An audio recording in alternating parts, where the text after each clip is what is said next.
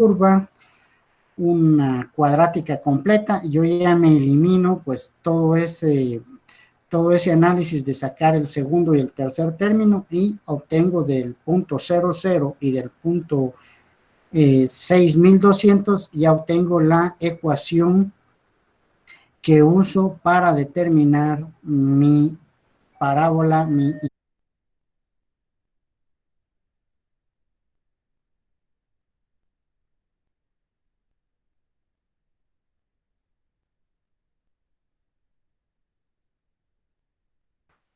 disculpen ahí la interrupción, jóvenes. Bueno, como estábamos, entonces decíamos que ya teníamos todo el procedimiento y lo que teníamos que hacer ahora ya con la ecuación, entonces ya teníamos que hallar pues los diferenciales del área 1, que siempre le voy a llamar Y1 a la curva de abajo y Y2 a la curva de arriba. En este caso la Y2 es una constante que es la línea que es 900 y la Y1 era la cuadrática. Para el área 2 estamos al revés, ¿verdad? Y luego de la curva hacia la barra y de la curva hacia la barra. O sea, ahí estamos pues perfectos ahí con el detalle de la curva, ¿verdad? Entonces, hallamos los diferenciales de las dos áreas, ¿sí? Integramos y hallamos el área de cada una de las áreas que hemos marcado. Eso ya lo habíamos determinado desde el día de ayer. Ya teníamos 3117 y 117. Y luego, pues, aplicamos la fórmula de los centroides, que era, creo que lo que nos hace falta el día de ayer, ¿sí? Que era que el centroide en X por el área 1 va a ser igual a la integral de XEL por el diferencial de área 1, que ya lo teníamos. Y ya habíamos dicho que siempre XEL, cuando tenemos el diferencial de X, siempre nos vamos a ir a la figura 5.12 y ahí tenemos que el centroide en X es la distancia X que está medida desde el eje Y hacia donde se encuentra nuestro centroide.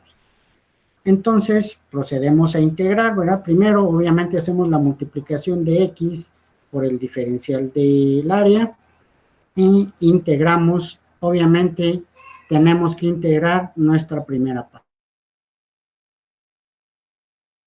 de integración, que es donde se intersectan las dos curvas. Entonces, aquí teníamos que integrar de 0 a 5.20 y la segunda era de 5.20 hacia 6. Que son las dos integrales que tenemos para hallar pues los centroides, ¿no? Entonces hacemos toda nuestra integral que de 900x, ¿sí? La integral es 900x al cuadrado partido 2 y que de 100 al cubo, perdón, 100x al cubo partido 3, vamos a tener 100x a la cuarta dividido 3 por 4. Y todo eso lo vamos a evaluar de 0 hasta 5.20. Entonces hacemos nuestra aritmética aquí, 900 dividido 2 son 450 y yo tengo que aquí 100 dividido 4 me da 25, ¿sí? 25 tercios, 5.20 y el segundo punto es 0. Y vemos que obviamente al evaluar 0, la expresión nos va a quedar pues 0. Entonces solo tenemos el valor de evaluar pues 5.20, que nos queda 5.20 al cuadrado por 450, 12.168, y 25 tercios por 5.20 a la cuarta me da 6.093. Entonces, aproximadamente tengo 6.075 de la integral. Y como ya había hallado el área 1 por la primera integral que hicimos, ¿sí? Entonces nos ha quedado 3.117.70. Entonces ya a la hora de dividir 6.075 dentro de 3.117.70, me queda que el centroide de nuestra primera figura es 1.95. ¿Sí? Y hicimos lo mismo para el centroide del área 2, ¿verdad? Solo que ahí integramos de 5.20 hasta 6, hacemos toda nuestra aritmética de evaluar los puntos y nuestro centroide en X, ¿sí? Nos quedaba con 5.773, digámoslo ahí, ¿verdad? Bueno, ahora, miren, la gráfica está al revés.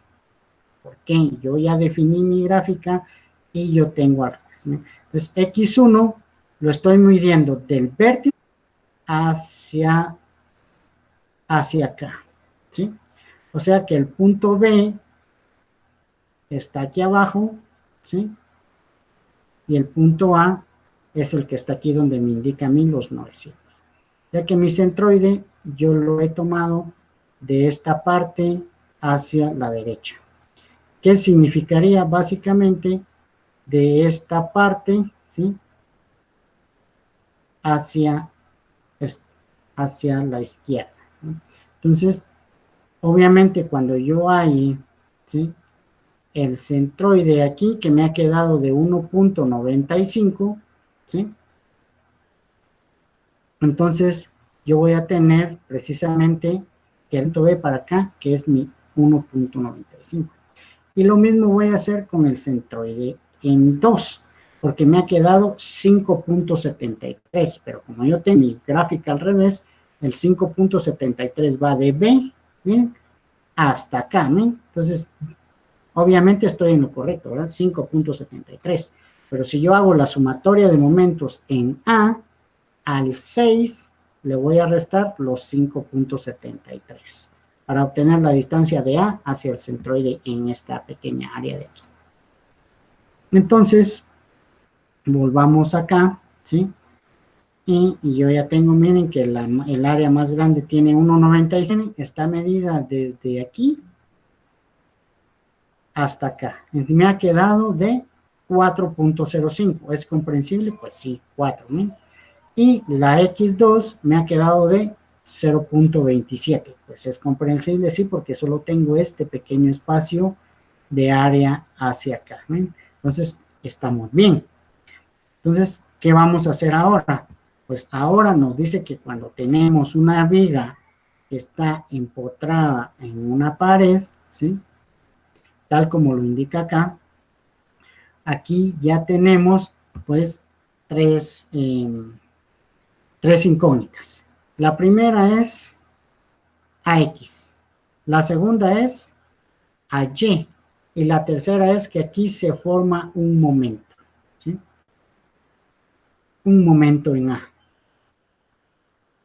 Entonces, el momento en A, ¿cómo lo voy a tomar? Lo voy a tomar positivo, ¿verdad? Porque esa siempre va a ser mi suposición. Si en caso sale con signo negativo, ¿sí? Va a indicar que el movimiento, pues, va hacia el momento va hacia el lado contrario. Entonces, yo voy a tener aquí, y aquí tengo tres incógnitas, ¿verdad? Por ser una viga, le llamamos aquí emboladizo. Entonces, tengo AX, tengo AY y tengo que aquí se genera un momento en A. Entonces, si yo hago sumatoria de momentos en A, ya tengo el momento que se forma en A por la configuración de mi barra, ¿sí? O de mi viga, más todos los momentos que se forman de las fuerzas que yo hallé. Por ejemplo, aquí voy a tener, digamos, 3. En este caso, tengo el momento en A, que ya por definición me dice que se forma un momento al estar una viga en voladizo, el momento que me hacen estos 300 newton por metro y el momento que me hacen estos 900 newton por metro que está pues definido por una parábola. Entonces tengo 3. Tengo 3 fuerzas, tengo 3 momentos que me van a hacer ahí. E imagínense, ya cuando estemos en cosas más avanzadas, ¿sí? Como yo tengo una barra, ¿sí? Esta barra va a tener un peso, ¿sí? Entonces voy a tener otro peso, otra carga puntual aplicada en el centroide de la barra. En este caso todavía no nos han dicho que la barra tenga un peso, ¿verdad? Estamos viendo barras esbeltas, digamos así, sin masa, todavía estamos viéndolo desde ese punto de vista, porque entonces aquí tendríamos también que el peso de la masa siempre, el peso de la barra podría influir también en nuestro análisis. Por el momento no lo vamos a ver, ¿sí? Entonces, tenemos esa parte y, como les dije, ahí en A, pues se forman 3 incógnitas. Primero, la AX, luego la AY y luego el momento en A. y ya estas dos, al hallar el área de cada una, yo ya hallé la carga puntual. Y al hallar los centroides por el método de integración, pues ya obtuve las distancias desde el punto A hacia ese punto de aplicación de cada una de las dos, que son los datos que yo tengo aquí, el 4.05 y el 0.27. 0.27 para la carga que va hacia arriba y el 4.05 para la carga que va pues hacia abajo. Entonces vemos que lo más fácil es la sumatoria de fuerzas en X. ¿Por qué? Porque solo hay una fuerza actuando en X. Y esa fuerza va a ser 0. De ello tengo la sumatoria de fuerzas en Y, ¿sí? Que voy a suponer que Y va hacia arriba, A2 va hacia arriba y A1 va hacia abajo. Entonces es negativa. A la hora de despejar, pues obviamente cambian los signos, ¿verdad? La A1 queda positiva y la A2 negativa. Entonces, mi reacción en Y me queda que son 3.000 newtons, porque el área 1 es 3.117 y el área 2 es 117. Entonces, obviamente, tenemos nuestra reacción de 3.000 newtons. Y luego, como les decía, ahora tenemos la sumatoria de momentos en A. ¿Y qué voy a hallar? Pues el momento que se genera precisamente en el punto A por la configuración. Entonces, hay un momento que ya está en A, ahí está, es momento en A, más los momentos de cada una de las demás fuerzas, que es el área 2, el X2, menos el área 1 por el X1. ¿Por qué más y por qué menos? Porque el A2 me está haciendo el mismo momento que el momento en A, en contra de las manecillas del reloj, y A1 me va a favor de las manecillas del reloj, entonces yo tengo un momento negativo. Entonces, procedo, ¿verdad? Entonces, el área 2 por el X2 me queda negativo a la hora de despejar y el momento en A, pues no me va a quedar otra cosa que la resta de los momentos de las otras dos fuerzas. Y voy a tener un momento en A de 12.594, digamos así, 91 newtons. Entonces, no sé si les queda alguna duda para pasar, pues, al siguiente problema.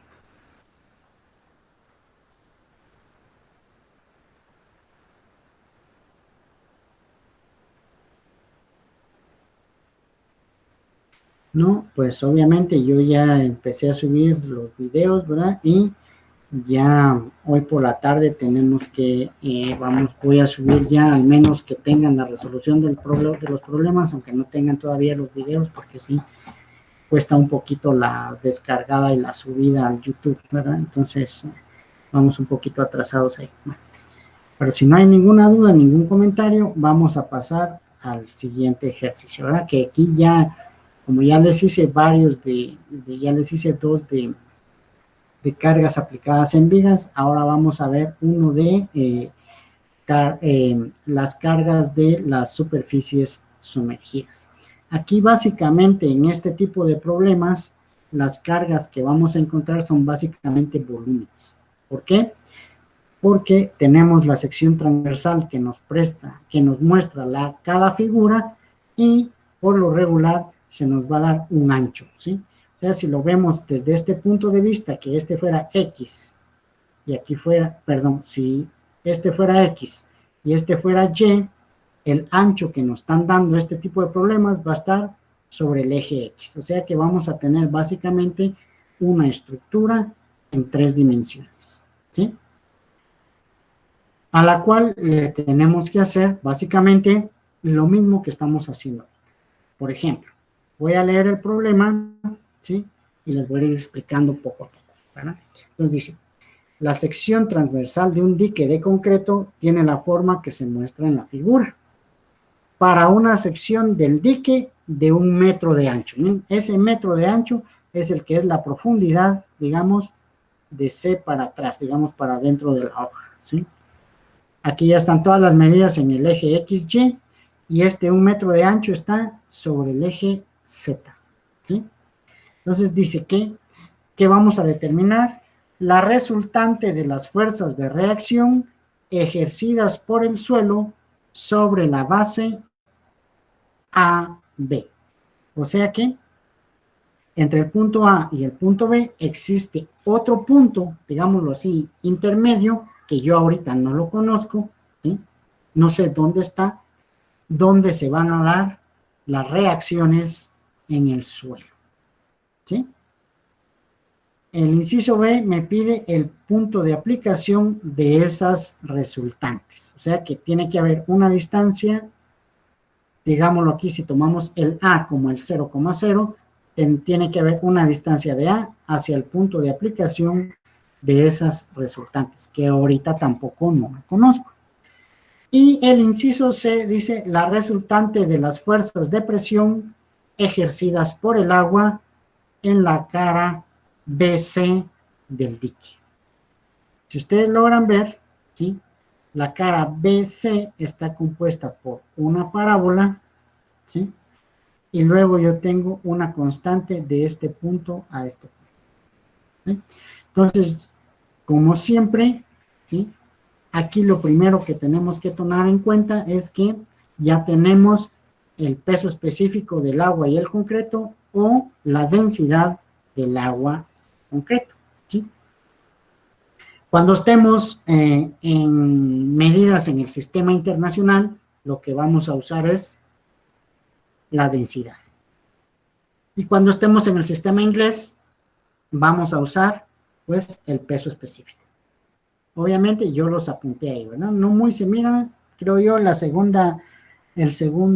del agua es 62.4, ¿sí? Pero creo que lo tenemos en las presentaciones, en la presentación del curso está, ¿sí? Aquí el agua dulce dice 10 a la 3 kilogramos por metro cúbico. Si estuviéramos hablando en potencias base 10, va a ser 1 por 10 a la 3, o esas son potencias base 10. Entonces sería 1 por 10 a la 3, ¿sí? Entonces, obviamente, la resultante de las fuerzas de presión ejercidas por el agua, pues, ¿dónde hay agua? Pues de este punto para abajo. No hay agua de este punto hacia arriba. Entonces, ahí no va a haber, pues, ninguna presión ejercida por el agua. Ok. Entonces, yo voy a llamar a este punto D y a este punto aquí E, tal como lo hice aquí ya en mi diagrama de cuerpo libre, ¿sí? Bueno, ahora ustedes saben, ¿sí? Que una de las condiciones que se da para el diseño de buques o submarinos es de que deben de resistir, pues, cierta presión, ¿sí? Esta presión, ¿sí? Es la presión que el agua ejerce sobre los objetos sumergidos. Y esta presión se da en el agua en forma proporcional a la profundidad. ¿Qué quiere decir? Que mientras más profundo esté el elemento, más presión ahí va a tener. Si yo estoy en la superficie del agua, pues no voy a tener ninguna presión, y conforme empiece a bajar, va a haber más presión. O sea que la presión se comporta de manera progresiva, ¿sí? Entonces, cuando tengamos siempre presiones sobre el agua, vamos a tener una presión que yo le he llamado aquí P, ¿sí? En forma triangular, ¿sí? Es este triangulito que yo he dibujado aquí. Esa es la presión que el agua ejerce sobre la cara B hacia E, que yo ya tengo aquí, ¿sí? Entonces yo ya tengo el punto A, el punto B, el punto C, D, E, y podríamos llamarle aquí un punto F. Ok. Y nuevamente, como estamos hablando del tema de centroides, yo puedo ver aquí, ¿sí? Que tengo varias áreas. La primera es un rectángulo, ¿verdad? Y tengo que el rectángulo está definido por este 1.5, que viene de mi figura original, el 1.5 y la altura 4. Si yo trazo una línea vertical acá, yo voy a tener aquí mi primer área, que es un rectángulo, ¿no? Es el que yo tengo dibujado aquí con puntitos y está la línea punteada acá. Tengo una segunda área. Miren, esta área es concreto.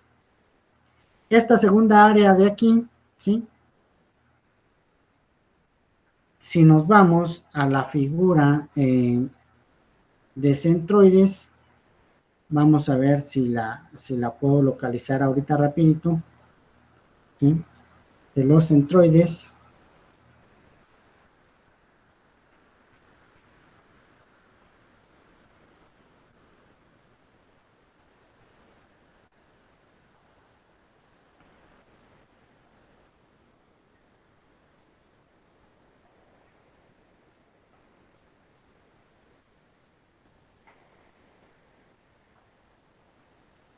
Muy bien, ahorita voy a cambiar, ¿sí? Voy a cambiar la pantalla y les voy a mostrar pues nuestra figura, ¿verdad? Entonces, lo que yo tengo aquí es, me dicen si se ve. ¿Se está viendo mi pantalla, jóvenes? Por ahí, ahorita no puedo ver el chat, si pueden abrir su micrófono, Ahora por sí. favor. ¿Sí? Sí, Okay. sí. Bien. Esa área que yo tengo aquí, a la par del rectángulo que acabo de formar, yo tengo algo que se llama aquí la enjunta parabólica, ¿sí? Esa parte. La primera parte del agua, ¿sí? La que está propiamente encima de esa enjunta parabólica, yo tengo un área semiparabólica. O sea que ahí yo tengo dos. Una enjunta parabólica formada por una parte de concreto y un área semiparabólica formada por el agua, más el triángulo que tengo después de la presión que ejerce el agua sobre ese peso del agua que está formando el cuarto del área elíptica, ¿verdad? O semiparabólica, ¿verdad?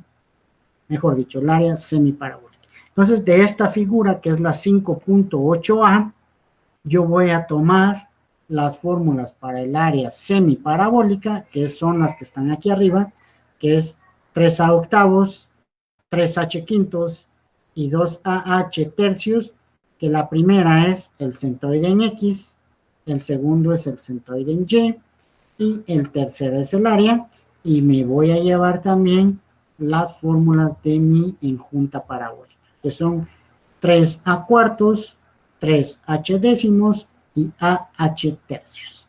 Nuevamente, X es el primero, Y es el segundo y el área es la tercera columna. Aquí está también X, Y y el área. Entonces, la vamos a dejar ya por ahí. Entonces, voy a seguir presentando ahora, pues, mi problema. Entonces, miren, tenemos que aplicar todo lo que estamos viendo en esta parte, ¿verdad? Entonces,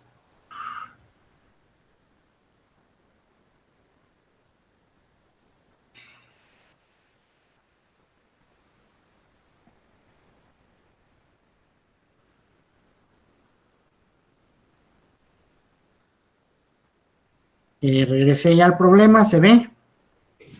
Dije, ¿Sí? Ok. Entonces dice que aquí, ¿sí?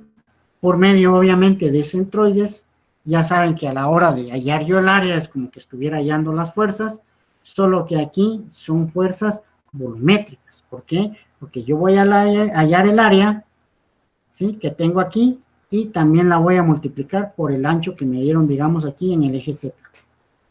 Y para que me dé la fuerza total, lo tengo que multiplicar, pues, por la densidad o el peso específico. En este caso, la primera parte que vemos aquí es concreto y esta segunda parte es agua. Entonces yo voy a usar, pues obviamente, la densidad del concreto para las áreas que tengan concreto y la densidad del agua para las áreas que contengan agua.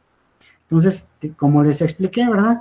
Aquí vemos que el W2 que yo le he llamado aquí, ¿sí? Es un área totalmente de agua.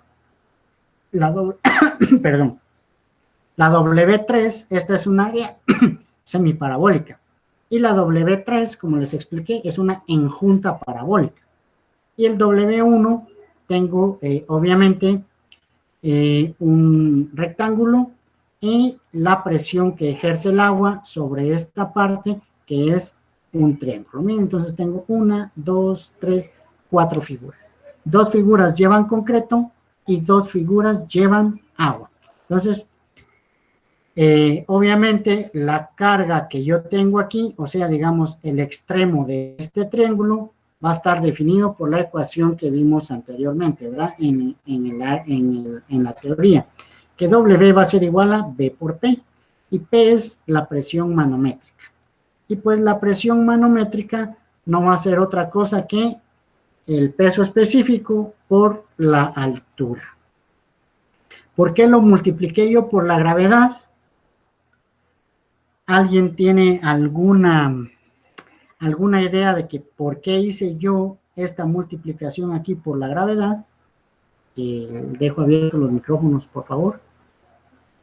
Porque así es la fórmula, Inge. No, la fórmula solo es B por ρ por H. Me acuerdo que así era la fórmula de la presión. Miren, pues, la fórmula de W solo es B por ρ por H. Pero ahí estamos encontrando el peso específico del agua, del líquido. Entonces es la presión por la gravedad, por la altura. La presión por la gravedad por la altura. ¿Pero por qué estamos multiplicándola por la gravedad? Porque al final de cuentas, ¿sí? Si yo tengo un problema en el sistema internacional, ustedes saben que todo lo manejamos por kilogramos, ¿sí? Pero para yo convertir los kilogramos en una fuerza, ¿qué tengo que hacer?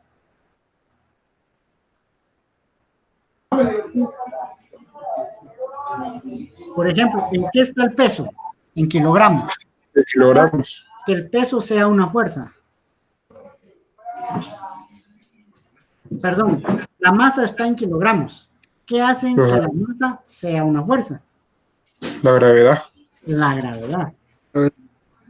Por eso, cuando tenga yo problemas en el sistema inglés, ya los problemas que lleven libras, yo ya no tengo que multiplicar por la gravedad, tal como lo hemos venido haciendo en el desarrollo de todo el semestre. ¿Sí? Entonces, en todo el semestre, nosotros hemos hecho, pues, la multiplicación de cuando estamos en el sistema internacional, todas las masas están en kilogramos, pero cuando estamos en el sistema inglés, ya todas las masas están en libras fuerza. Y lo mismo vamos a hacer aquí. Las libras fuerza ya están, entonces ya son fuerza, entonces ya no la podemos multiplicar por la gravedad porque ya están en libras fuerza. Entonces, siempre lo vemos así, y como estamos en el peso, pues ya el peso total, pues va a ser, pues el ancho por 1 por 10 a la 3, por los 3 metros, por los 9.8. Entonces aquí, kilogramo por metro y segundo al cuadrado me da newton. ¿Sí? Metro del 1 y metro del 3, metro cuadrado. Dividido metro cúbico, me sobra un metro en el denominador. Entonces estamos en newton partido metro. ¿Sí? Y esta solo es, digamos, esta W es la base de mi triángulo. ¿Sí? Si yo quiero hallar el área de ese triángulo, pues obviamente voy a multiplicar la base por la altura y lo divido entre 2, ¿verdad? Porque nuestra ecuación para el área de un triángulo es 1/2 de la base, ¿sí? Por la altura. Entonces aquí yo tengo la base que vale 29.400 newton partido metro. ¿no? Está en dimensionales del sistema internacional. Y en unidades de fuerza por unidad de longitud. Cuando yo multiplique newton partido metro multiplicado por los metros, ya me va a quedar, miren, solo newtons, que obviamente es la dimensional de la fuerza de este tipo de problemas para el sistema internacional. Entonces, ¿cuánto vale la base? Los 29.400 que hay. ¿Cuánto vale la altura? Vale 3. ¿sí? Y entonces 1/2 de la base por la altura me da 44.100, ¿verdad? El área de la fuerza P. Entonces, el área de la fuerza P es la fuerza P que está actuando en este sentido. ¿sí? Y obviamente el centroide va a estar a 1/3, ¿sí? de la base, ¿verdad? En este caso, ¿verdad? Y si lo viéramos del otro lado, también está a 1/3. ¿sí? Entonces, como es 1/3, ¿sí? Entonces 3 por 1/3 esta altura ya me ha quedado de 1 metro, ¿verdad? ¿De dónde viene esto? De la figura de la 5.8a, ¿sí? Luego vamos a hacer, pues, con nuestras fuerzas, ¿verdad? Entonces, aquí el centroide X1, para la aplicación de W1, como es un rectángulo, es la mitad de la distancia. Entonces, si aquí en esta distancia tenemos 1.5, pues la distancia hacia el centroide va a ser 0.75. De ahí, miren, de la enjunta parabólica, ¿sí? Yo voy a tener una distancia medida de la parte más alta hacia, no, creo que el centroide está medido del vértice que está en B hacia la izquierda. Y si yo quiero hallar la distancia, que por lo regular siempre voy a tomar el punto A como referencia, ¿sí? Voy a tener que la distancia va a ser esta distancia de aquí para acá, ¿sí? Y como no sé la distancia total que hay de A hasta B, entonces yo voy a sumar este 1.5 más esta fracción de distancia que tengo. Y lo mismo voy a hacer con este X3, ¿verdad? Yo voy a dar esta distancia que tengo acá, más el 1.5 que tengo de distancia de este bloque de concreto, es la distancia medida desde el punto A. Aparte también yo he puesto aquí un punto en este color azul, donde todavía no sé, ¿sí? Yo no sé dónde está localizado ese punto, pero existe un punto en esa base donde se me están generando dos reacciones. Como no sé qué punto es, yo no le puse punto, ¿verdad? No le puse, por ejemplo, A, B, C, D, E, podría ser un punto F, G, H, I, pero yo no le puse punto, ¿verdad? Entonces yo le puse no le puse nombre, ¿verdad? Entonces ahí hay una reacción horizontal, que le he llamado RH, y una reacción vertical, que le he llamado RV. Entonces, ¿qué voy a hacer ahora? Pues ya hallé el triángulo, voy a hallar las áreas de todos los demás, ¿sí? Y las áreas de todos los demás, pues básicamente va a ser la misma fórmula, ¿va? La base, por la altura, por el ancho que me dieron en el problema, por la densidad del concreto, por la gravedad. Entonces, el ancho de esa parte mide 1.5, la altura mide 4, el ancho que me dieron para esa sección es de 1 metro, la densidad del concreto es 2.4 por 10 a la 3 y la gravedad es 9.8. Entonces yo tengo el kilogramo y el metro por segundo al cuadrado son newtons y ya tengo metro por metro por metro, metro cúbico. Partido metro cúbico se elimina y me ha quedado solamente newtons. Y hago lo mismo pues con mi enjunta parabólica. Esta gráfica es la que yo traigo de mi figura 5.8. Pero ¿cómo está mi enjunta parabólica aquí? Está hacia el otro lado, ¿no? Entonces, el X que está aquí, al final de cuentas yo necesito la parte que no está marcada, del punto del centroide hacia la parte ancha de mi enjunta parabólica, que es la parte precisamente que tengo entre la línea punteada y este centroide, el que he llamado aquí W3, ¿no? Igual lo vamos a hacer con el agua. Oh, cambié los datos. Miren, a este le llamé W3 y a este le llamé W2. No se vayan a confundir, por favor. ¿Sí? Entonces, me traje yo las fórmulas de mi figura 5.8a y voy a aplicar para el área, ¿verdad? Miren. Entonces, al final de cuentas es toda la multiplicación del área dividido 3, ¿verdad? Entonces, yo hallo el área por el ancho, la densidad y la gravedad. El área es AH tercios. AH tercios es A vale 2, H vale 3. ¿De dónde viene el 2? Pues el 2 viene de acá de la figura, que son 2 metros. Y tal como lo explica aquí, hasta arriba, ¿verdad? 2 metros. Y la altura es solo hasta donde me dice que está mi parábola, que es hasta 3. y la multiplico pues por la densidad del concreto y por la gravedad. Y me va a quedar 47.000, pues 40. Y luego voy a hallar la sección del agua, que también estas las traje de la figura 5.8a y voy a hacer lo mismo, ¿verdad? Al área 2AH tercios le voy a multiplicar siempre el ancho, la densidad del concreto y la gravedad. Pero yo ya tengo aquí el área. Entonces, básicamente estoy hallando pues un volumen, ¿sí? Entonces, este W va a ser 2 tercios por 2, por H también es 3, por el ancho es 1, pero aquí ya hay agua, ¿verdad? Entonces, como hay agua es 1 por 10 a la 3, por 9.8. Entonces, ya tengo las dimensionales iguales que acá, me queda 39.200. Y como ya tenemos P, son 44.100. Y nos vamos a quedar ahí por el día de hoy porque creo que ya nos pasamos un poquito de tiempo, ¿verdad? Inge, mire, con respecto a lo de la colaboración, yo podría dar mi cuenta para que depositen ahí y ya después yo le hago la transferencia a usted.